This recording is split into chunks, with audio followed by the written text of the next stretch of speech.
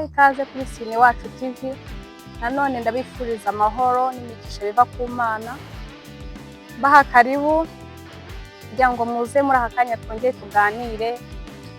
Maze iminsi turi kuganira ariko nabonye mutarimo kunkurikirana, sinzi ukuntu bimeze muri no minsi. Niba nta mwanya, niba amayinite mega zarabuze. Ubukene buri hose tuzatwihanganirana. Niyo mpamvu rero na n'ubu nongeye kwicara kuri kamera kugira ngo tuganire. Ubu rero ikintu kinzanye ni ukugira ngo urabure nkugire inama y'abantu bane bashobora kugusenyera urugo uramutse utabaye maso. Mbaza uti rero nabaye. Hari igihe tujya twirara mu buzima bwacu tukumva yuko twakoze ubukwe cyangwa se niba tutaranabukoze twarishingiye turabana nk'umugore n'umugabo, tukumva ibyo bintu byararangiye nyine ibintu n'amahoro. Ariko abantu bari hanze hangaha baba bafite amashyari ku bandi, batifuza iterambere ku bandi, baba banifuza n'abantu babana amahoro.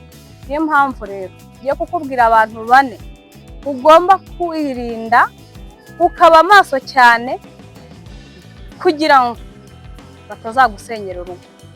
Kuko nimba avuga hari abari busanga abo bantu baba baragize uruhare mu gusenyuka kw'ingo zabo.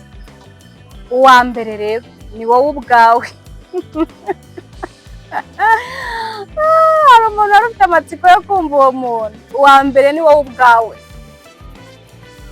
Wowe ubwawe uri umwanzi wa mbere wo kuba wasenya urugo mu gihe warangaye. Uti gute rero? Mu gihe utitaye ku nshingano zawe, mu gihe wumva ko wagejeje umugabo mu rugo cyangwa se umugore wageze mu rugo, ibyo wakoraga kugira ngo uwo mugore agukunde cyangwa uwo mugabo agukunde ukumva yuko byarangiye. Kumva yageze mu rugo, yabaye umugore wawe, agomba kubyara, akarera, nta bindi. Cyangwa nawe ukumva umugore wageze mu rugo ntugikwiye gusokoza, ntugikwiye gusa neza, ntugikwiye kwita ku mugabo nk'uko wamwitagaho mugiteretana, ukumva byarangiye. Uraba umuntu wa mbere wo kwisenyera urugo, uraba umwanzi wa mbere w'urugo rwawe nutaba amaso. Ibyo bintu nutabikosora uraba umwanzi wa mbere w'urugo rwawe. Mu rugo ni ahantu ho kwitabwaho, ntabwo ari ahantu ugera ngo uterere iyo wumve yuko ibintu byarangiye ngo nashatse. Hari abagore bagera mu rugo ngo nashatse, nabonye umugabo, sinzongera gusokoza, sinzongera kwambara neza, sinzongera kwitaho, sinzongera gushaka utuvuta twiza. Kandi wowe wigira gutyo, umugabo wawe mu byamukuruye na ka gasura keza gakeye no kwa kundi yabonaga ufite isuku ku mubiri wawe nabyo birimo. Warangiza ugataba ngo narafatishije. Nta muntu ufatisha urugo. Nta muntu ufatisha urugo. Urugo sugo ni iki? Buriya akazi ushobora gusa nkaho wagafatishije bitewe n'icyizere wagiriwe, ariko nabwo uyu urangaye barakakwirukana. Urugo rero birenze akazi. Niyo mpamvu dukwiye kuba maso ku ngo zacu. Nawe mugabo kandi ni umwanzi wa kabiri rero. Umwanzi wa kabiri ni inshuti z'umuryango. Wari uzi ko inshuti z'umuryango iyo urangaye zibabera imbarutso zo gutandukana? Uti gute rero? Ugiye kumbaza uti ni gute inshuti z'umuryango zakubera imbarutso zo gutandukana? Abantu badusekera cyangwa abantu batwereka ko badukunze, ntabwo ariko bose baba badukunze. Yego ntabwo ari bose babi, ariko icyo kinzanye hano kukubwira ni ukugira ngo nkubwire yuko ukwiye kuba maso y'inshuti zawe, ukamenya amabanga ukwiye kubwira inshuti zawe, nawe udakwiye kugira gute kubwira inshuti zawe. Hari inshuti zishimira iterambere ryacu, hari n'inshuti zibabazwa n'iterambere ryacu, kandi zikagerageza buryo ki zimenya amakuru yacu kugira ngo ayo makuru ziyabyaze umusaruro zidusenya, zidutandukanya. Ko zirabizi yuko umuryango iyo utandukanye, iyo abashakanye batandukanye, iterambere rirangiye, ubuzima burangiye, muba basazi. Sinzi ko icyo kintu mu cyumba. Hari abantu bagiye hari bakavuga ngo umuntu ngo natandukanye n'umugabo, ngo numva ndaruhutse, ngo numva ngize ibyishimo. Iyo ni toroma iri kubikuvugisha. Nta muntu utandukana n'uwo bakundanaga bafitanye imishinga irambye ngo avuge ngo arishimye, ni agahinda, ni umubabaro uba wiyongereye ku wundi. Ubwo rero niyo mpamvu nkubwira ngo ba maso y'inshuti zawe. Hari abagore bagira inshuti pe akayiyumvamo, agatangira kwibwira amabanga yo mu buriri, agatangira kwibwira amabanga y'umugabo. Umugabo wanjye tubanye gutya, turakundanye, anyitayeho, buriya mu buriri rwose arashoboye. Utangira kumubwira ibintu byinshi, cyangwa se ugatangira kumubwira intege nke ze. Buriya mu buriri nta kigenda, buriya amafaranga arayapfusha ubusa, agira gute. Umva nshuti yanjye, uwo mugore uri kuganiriza iby'umugabo wawe, buriya mugabo wawe yaramubonye, aramukunda, aranamushima, abura haca kugira ngo amugutware. Mubwira amabanga yewe rero, azagenda muganirize. Wowe utabizi amubwira amabanga muziranyeho, umugabo yumve kuri igishoshwe, uzashiduka yaramutwaye cyangwa bari kumwe. Hari inkuru nyinshi tujye kumva z'abadamu batanga ubuhamya bavuga ko inshuti zabo ari zo zabasenyeye umuryango. Ni ukubera batabaye iki? Batabaye maso. Ntabwo ari ku bagore gusa, abagabo. Hari inshuti z'abagabo zitifuza iterambere ry'urugo, zitifuza ubumwe mu muryango. Akaza agatangira kukubwira inkuru z'abantu basenye ingo, cyangwa z'abagore badashobotse, cyangwa se agatangira kukwereka inenge abagore bafite, kuko hari inenge yaziye abonye ku mugore wawe, cyangwa se amakuru amufiteho, agatangira iyo nenge kuyigira ndende kugira ngo nawe uyigireho attention. Yenda tuvuga umugore wawe arirabura, cyangwa se ni muto cyane, cyangwa se ni munini, agatangira kwati buriya abagore banini nta kigenda gutya na gutya. Nawe ugatangira gutekerezaho, kandi umugore wawe nta kibazo mwari mufitanye. Urwo ni urugero rutoya, hari ibindi byinshi umuntu batavuze. Hari n'ukuntu aza akakubwira ati ntukagorobereze mu rugo. Ubu uri mu rugo ukora iki? Ujye uza twigire ku kabari, twigire kwisangirira icupa, tuganire n'abagabo, twungurana ibitekerezo. Nta mpamvu zo kwicara iruhande rw'umugore, ni bibi, bituma umugore nyine. Igihe akujyanye ku kabari, ugiye gutsendayo umutungo w'urugo, ni icya mbere. Kandi ibiganiro muri buganirire, akenshi na kenshi ibiganiro biganirirwa ku nzoga no mu tubari. Ntabwo ari ibyubaka ingo, nibivuga ku bagore bananiranye, ku bagore uburyo badashobotse, uburyo abagore batita ku bagabo. Ugasanga umugabo avanye umunabi ku kabari, mwatukanye, mwavuganye nabi kubera amagambo yahumvise. Hari umugabo umwe wigeze kudusetsa ngo yarabanye n'umugore we neza pe, batuje, ngo babanye neza. Rero inshuti ye ikazajya imujyana ku kabari, bagakunda kuganira, ngo umugore utakubiswe nta bwenge agira, ikindi ngo ntiyubaka umugabo. Kandi ngo umugabo agomba kugira igitinyiro mu rugo kugira ngo umugore n'ikindi gihe atazamumenyera. Umugabo akavuga ati se ni gute wakwita umugore atagusagariye, atafite amakosa? Atego ati urikangarira ukamukubita urushyi ku buryo umubikamo ubwoba. Ati ku buryo umubikamo ubwoba n'undi munsi ntazakumenyera.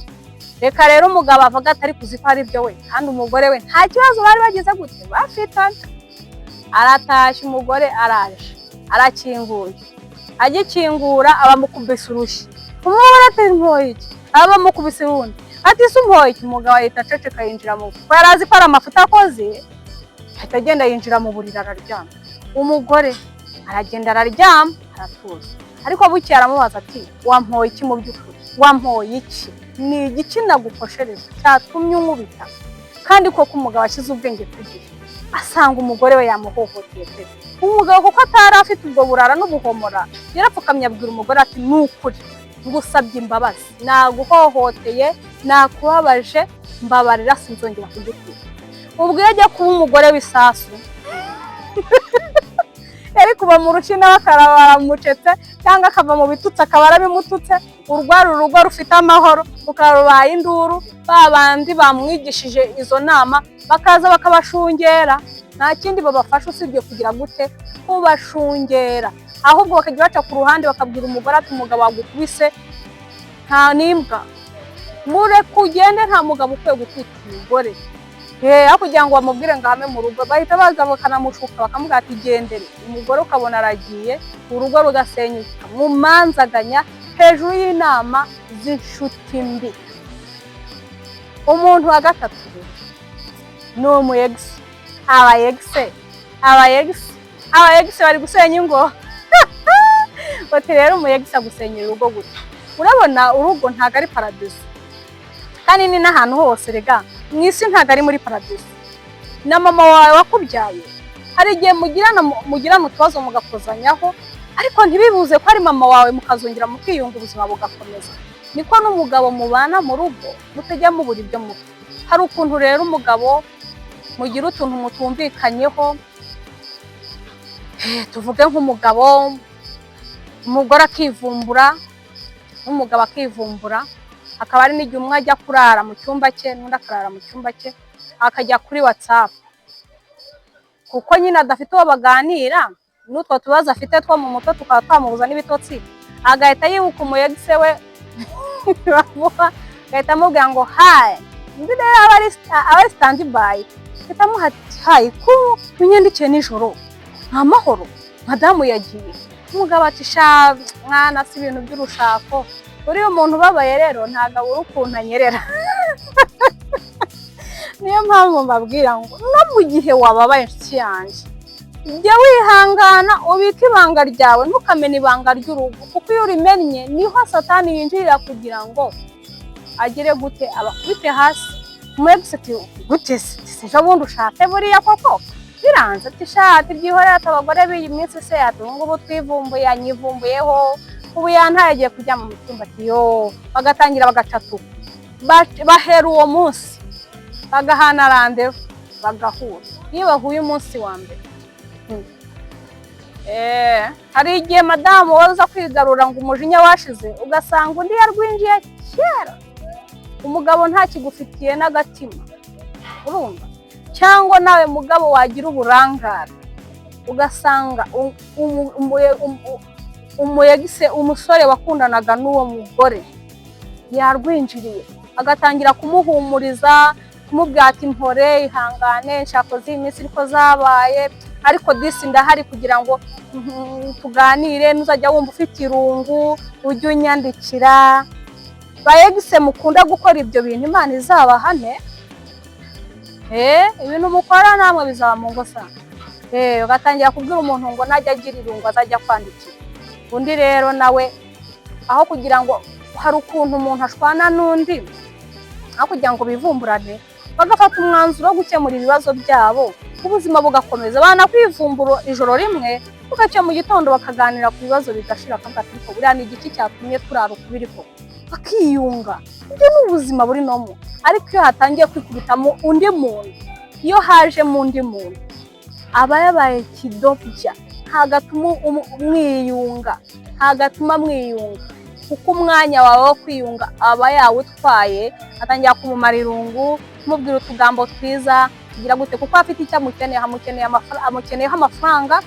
Yenda umugabo uyo ndaya cyangwa ntago ari indaya, uwo muyegisi amukeneyeho amafaranga, aravuga ati yarampemukiye ntiyantwara, nanjye reka nze mpangane nawe urugo ndusenge. Hari urundi rukundo bagufitiye? None se kuba waragiye ugashaka undi, uwa waramushatse adahari, nta rukundo bagufitiye. Icyaba abagize amahirwe kidogo yo kugira ngo urugo arusenye, nawe noneho ubabare nk'uko wamubabaje utamutwaye.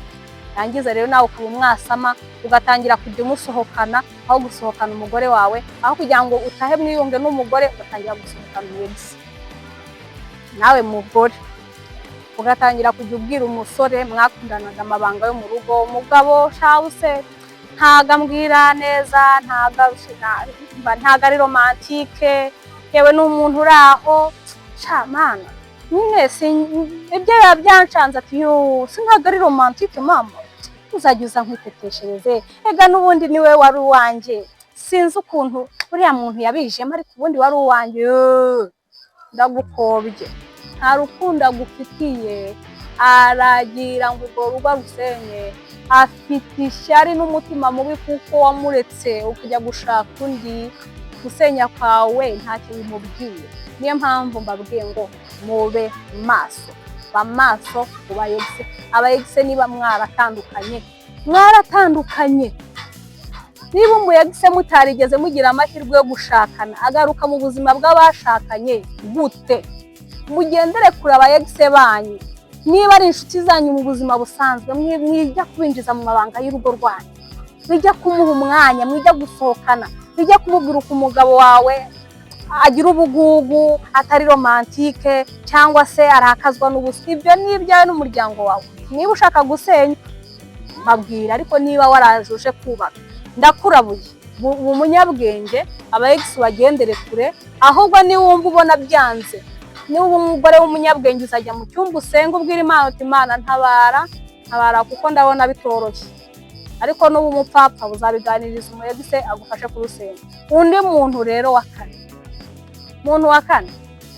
ni umunyamuryango wo hafi utaretse na mama wawe. Utaretse na mama wawe, uri utabaye maso na mama wawe wa musore yagusenyera urugo uti gute, cyangwa wa mukobwa.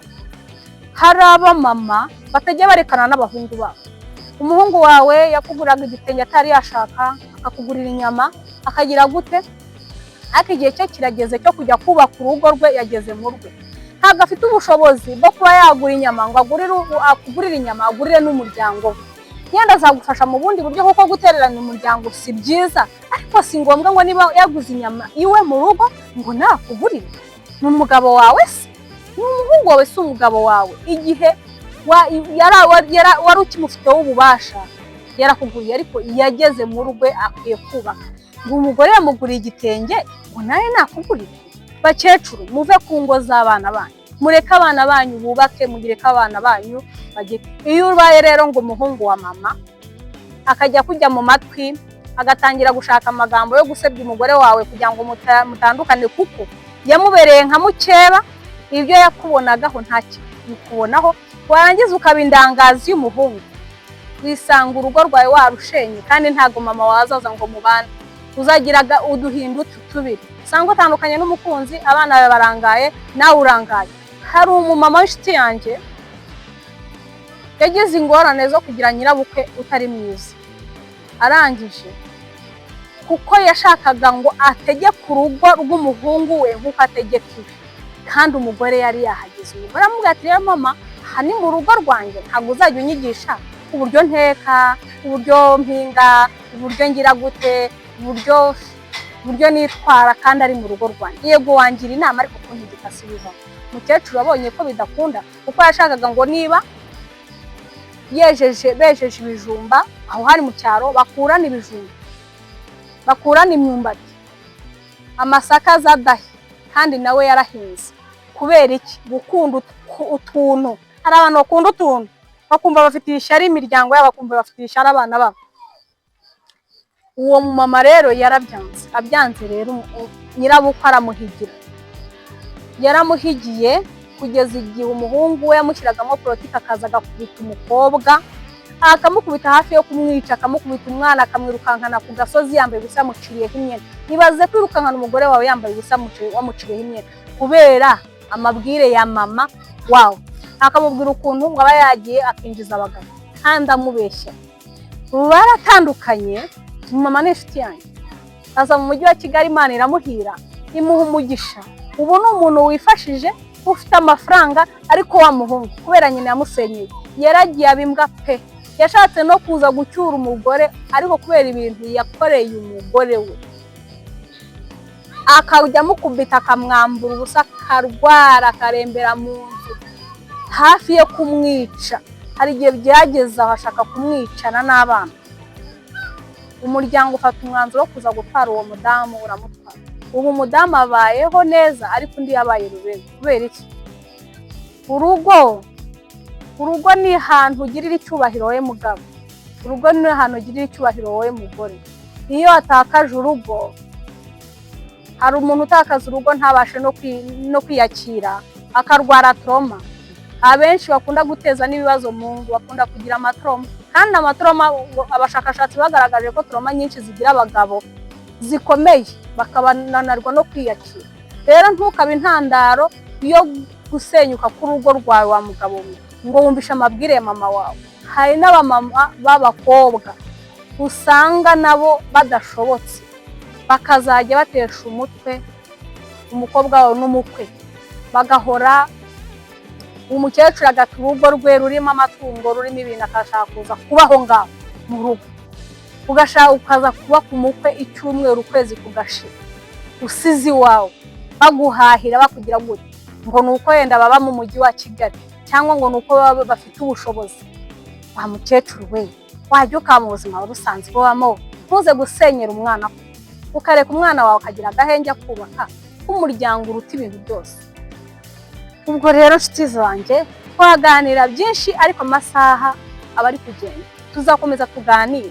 Icyo nashaka kubabwira ngo mube maso, mubere maso ingo zanyu, inshuti zanyu muzigenzure, abo bayegise mubareke, abo babyeyi banyu, abo baramukazi, abo bashiki banyu be kuba intandaro zo gusenyuka kw'ingo zanyu. Urugo rwawe ruruta umuryango, urugo rwawe ruruta umuryango, urugo rwawe ruruta mama wawe.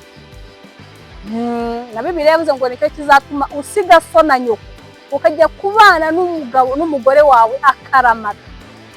None ni gute hari umugabo wajyaga abwira umugore we ngo mama ngo arakuta mu inshuro zose, ugatinyuka uri umunyabwenge ukabwira umugore niba namurute mu mutima wawe ibyo ubikenyerereho, tuza gukubitisha mama wawe umugore wawe. Ntabwo uri kurema urukundo mu muryango, ahubwo urimo kurema abanzi babiri, kuko ntabwo umugore wawe aziyumvamo mama wawe, azumva ko nawe ari umukeba. Ahubwo waba umunyabwenge ugakundisha mama wawe umugore wawe mu bwenge, kandi na mama wawe ukamugira inama mu bundi buryo ku ruhande mu bwenge, mukabanaho. Niyo mpamvu Salomo yavuze ngo urugo rukomezwa n'ubwenge, rwubakwa n'ubwenge, rugakomezwa no kugira gute no kumenya. Ubwo rero abo bantu bane harimo wowe ubwawe, harimo inshuti z'umuryango, harimo abayegisi babandi bitwa ngo ba marene na ba pare, nabo muri no minsi ngo barimo barazihirika. Barazihirika rwose pe, ugasanga pare yacuditse n'umugore wawe mu buryo bumwe cyangwa ubundi, ugasanga abana banyu mubyaye bose ni abapare. Ugasanga marene yatwaye umugabo wawe mu buryo utazi. Bera amaso umuryango wawe, ujye uwusengera kandi umenye amabanga ukwiye gusohora y'urugo nayo udakwiye gusohora. Mumenye yuko umuryango ari we mugore nawe mugabo, abana baza nyuma, nimwe mushinga umuryango muri babiri, abana bagenda baza niyo bataje mukomeza kuba umuryango. Rero iyo mwebwe ubwanyu musenyutse n'abana barasenyuka, niyo miryango yanyu irasenyuka, n'izo nshuti zibavaho, iyo mwashenye umuryango mu barubere. Rero mwite ku miryango yanyu, mube maso, mumbabarire, mwubake umuryango uzira amakimbirane, uzira umwiryane. Ndabakunda, Imana ikandusha. Bye.